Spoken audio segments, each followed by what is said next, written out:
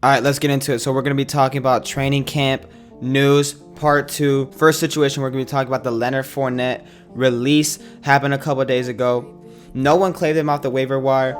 So he's a free agent now. He can pick wherever he wants to play. This is an interesting situation for the Jacksonville Jaguars running back core. They easily have the worst running back core in the entire league. I guess Reagor is going to come in, be the early down starter, with Chris Thompson being the third down back. Ozigbo is also an interesting name to watch out for since Reagor has had COVID. He could easily lose his job. Devontae Freeman is also interesting for the Jacksonville Jaguars. He could easily end up there, just in a 1-year deal. But what does this mean for Fournette? Honestly, anywhere he goes now is going to be a downgrade. Anywhere he goes outside of the Jacksonville Jaguars is going to be a downgrade in terms of fantasy football. But what landing spots make sense? The Patriots make sense, the Bucks make sense, the Bills make sense, and the Chiefs. All four are really possibilities. Now, the Bears said that they are not interested in Leonard Fournette since they already have David Montgomery, they have Terry Cohen, and even with the David Montgomery injury, they still seem to not be too scared of the running back group. So if Fournette were to go to the Patriots, what does that mean? I mean, he's clearly the most talented running back in the Patriots, no questions asked. Like, let's be real here. Leonard Fournette is going to be the best running back the Patriots have if the Patriots were to sign him. Sony Michel is nothing too special.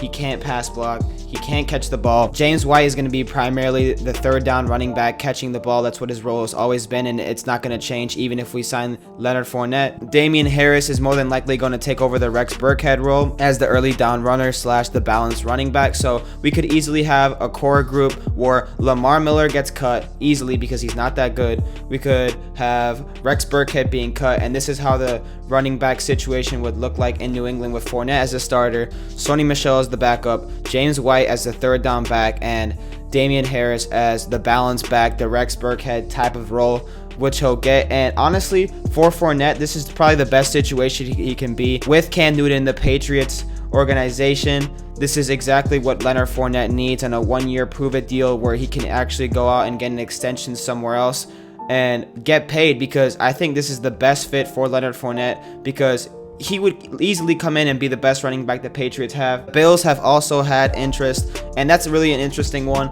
The Bills spent a third-round pick on Zach Moss this year. They still have Devin Singletary, so it'll be interesting to see how they use that backfield. I think Fournette could easily be the starter there if he were to sign with the Bills. I don't think Devin Singletary is... I think he's talented, but I don't think he can get much work because he's sort of a smaller back. Zach Moss is an interesting running back as well. I think he could be a 3-down workhorse if given the chance. So I think if the Bills sign Leonard Fournette, I'm avoiding every single running back in this roster. I think it's going to be a fantasy football nightmare.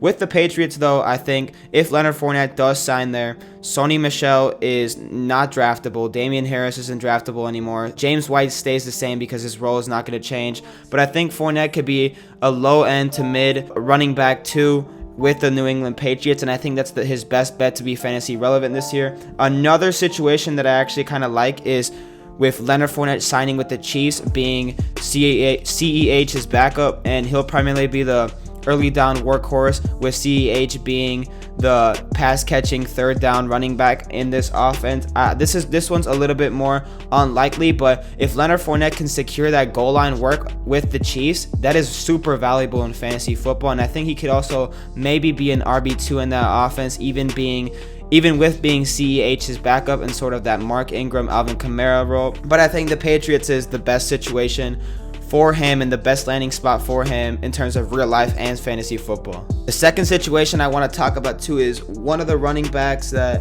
I mentioned in the bust video not too long ago, and that's Le'Veon Bell. Le'Veon Bell, man, oh my gosh. Like, there was a report that came out the other day that it's more than likely going to be a 60-40 split with Frank Gore. Michael P. Ryan did get injured, so that could be pretty good news for Le'Veon Bell in this backfield. Kalen Ballage's trade didn't work out, but Le'Veon Bell really scares me this year, and especially with that third-round ADP price tag. Frank Gore could easily be the early down rusher, while Le'Veon Bell can more than likely be that third down running back and that pass-catching guy. We all know Le'Veon Bell is way more talented than Frank Gore. That's not even a question, but does Adam Gase believe that? Because Adam Gase has always wanted to run a committee in this backfield, except he couldn't last year because the Jets GM, I don't know his name, but he signed Le'Veon Bell to an extension, and Adam Gase did not agree. Adam Gase and Le'Veon Bell have had a lot of beef over the last year since Le'Veon Bell has signed with the Jets. So there's so many indications to why Le'Veon Bell is going to bust this year. This offense is going to be terrible. He's going to be sharing work with Frank Gore. I don't know how much receiving work he'll get, really. There's not a lot to like with the Le'Veon Bell profile this year, and I'd just rather go somewhere else in 2020. I didn't like him before this news came out, and now that when this news came out, I'm avoiding him at all costs. At all costs. I thought he was done. I didn't think he looked good last year. This O-line didn't really get too much better. They did spend a first-round pick on an offensive lineman, but this is just a terrible situation for any single running back. And on a running back that's on the decline, being in a committee with another running back is not the best thing, especially with, like I said, again, this offense is just going to be terrible. Please avoid Le'Veon Bell.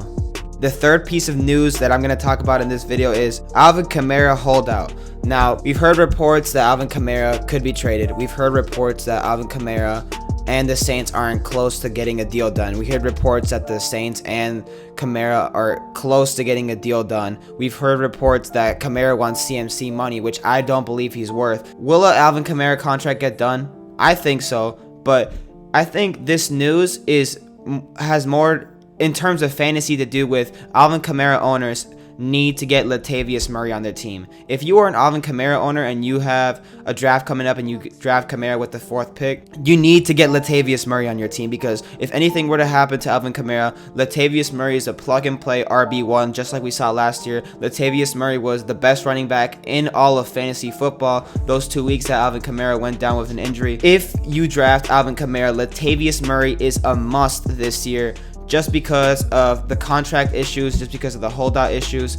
It's better to be safe than sorry, because if you miss out on a first-round pick in fantasy football, you can kiss your season goodbye. It'll be super hard for you to come back, especially your RB1. I still think Kamara should be drafted in the top 4 picks this year. He's super safe. He's on one of the best offenses in the league. He's a pass catcher, and he's just Kamara. So draft him in the first 4 picks and reach a round or 2 for Latavius Murray. This is what we are going to get. This is pretty much what this news basically means for fantasy football. Just reach on Latavius Murray if you get Alvin Kamara. I don't think he's going to get traded. I don't think that's going to be anything too realistic, but if it does happen, we'll update you, obviously. The last piece of news that we need to talk about in this training camp news segment is Jalen Reagor is out with a 4-week injury. It happened a couple days ago. And what does this mean for the Eagles offense? Obviously, Carson Wentz gets a bump down in production. Miles Sanders could get a little bit of a bump up. He could get more targets in this offense and more receptions, because this Eagles offense has no wide receivers whatsoever. They have Deshaun Jackson, who's a touch away from getting injured like he always does, Greg Ward, and a couple other rookies. But early on, the Eagles are definitely going to run a lot of 12 personnel 2 tight end sets with their 2 beastly tight ends in Zach Ertz and Dallas Goedert. Zach Ertz is going to be a beast in these 4 weeks that Jalen Reagor's out, because who else are they going to throw the ball to? It's just going to be exactly like last year, where they had no option but to force feed Zach Ertz if they wanted to move down the field passing the football. This is also really good news for Dallas Goedert, because he could easily be the second option on this Eagles offense, on this Eagles passing game. Dallas Goedert is a really interesting name with this injury. The Eagles did not need any more injuries. They've had Brandon Brooks out for the season, Dillard out for the season, so that's 2 starting offensive linemen. Alshon Jeffries on the PUP. Marquise Goodwin opted out. This offense does not need any more injuries, and Jalen Reagor getting injured for 4 weeks is definitely not good news for Eagles fans and this Eagles offense. Carson Wentz week 1, I still start him because he plays the Washington football team. Deshaun Jackson is still healthy for however long he can stay healthy this season. But this, again, it's just sad news for Carson Wentz. He can never really get anything going because his offensive line is slowly getting destroyed with injuries. His wide receivers, again, are getting slowly destroyed with injuries. J.J. Arcega-Whiteside could also be an interesting name to note with this Jalen Reagor injury. J.J. Arcega-Whiteside had a terrible rookie year. He had so many drop passes, and he just looked terrible with the opportunity he got. He was injured all throughout last season. He was banged up, so hopefully he can step up in this Eagles offense because they need him. They actually need him to step up. The second round pick from last year has another opportunity, so hopefully he can step up and not mess it up like he did last season. I don't like this Eagles offense with this Jalen Reagor injury. I really like them heading into the year when they had Brandon Brooks healthy, when they had Dillard healthy, and they had one of the best offensive lines in football. Now with Marquise Goodwin opting out, those two offensive linemen getting hurt, Alshon Jeffrey on the PUP, this offense is slowly getting detrimented. To see how the Eagles go about this, I do think Carson Wentz gets a big blow in his fantasy football value, but it's Carson Wentz. He could easily be a top 10 quarterback like he was last year.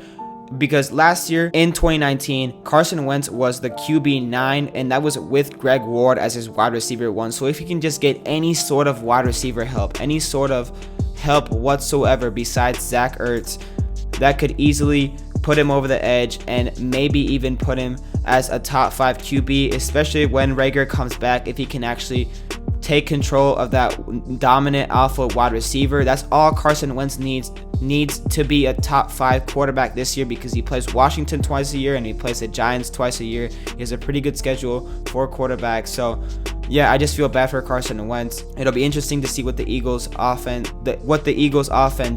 does in 2020. But that's all I have for the training camp news. That's all we really need to know so far. I'll more than likely make a part 3 before the season starts if more news comes out, which it will. So I'll see y'all later.